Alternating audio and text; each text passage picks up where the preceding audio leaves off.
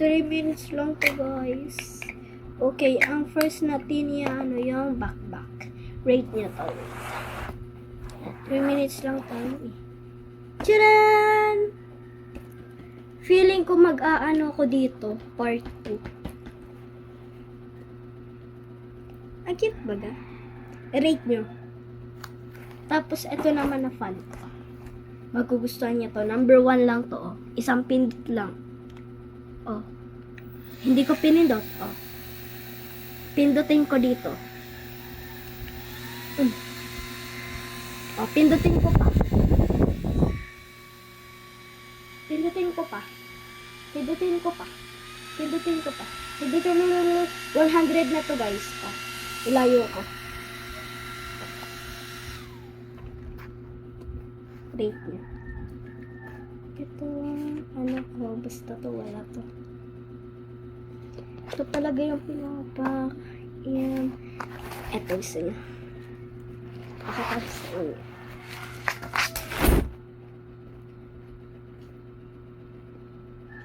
Hindi ko kayo gets makita.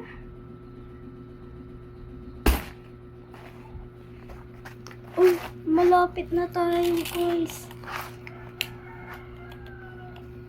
Guys, nagtataka kayo bakit nakahiga. Tablet kasi ang gamit ko pag pinatayo ko. Tignan nyo.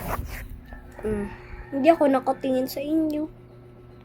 Sabi nyo pag part 2, okay lang kung nakaganyan. Pero pag ayaw nyo, higa na lang.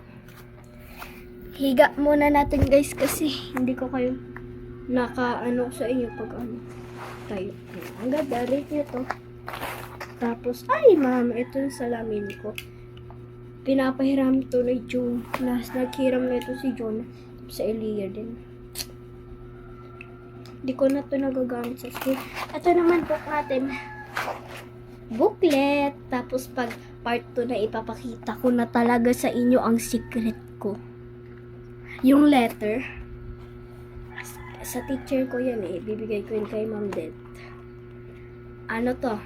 English, Math. Favorite ko to Math. Kaso hindi nga ako matalino, pero favorite ko lang. Science, Filipino, GMRC, then, Araling Panlipunan. Ibig sabihin nito makabansa. Wala na kasi ditong map eh. Nung grade 2 ako may map eh. Ngayon wala na. Grade 3 na ako eh. Shock. Ito yung eraser. Ay, malapit na guys. 1 minute. Ay, malapit na. Sige, part 2 na lang. Goodbye!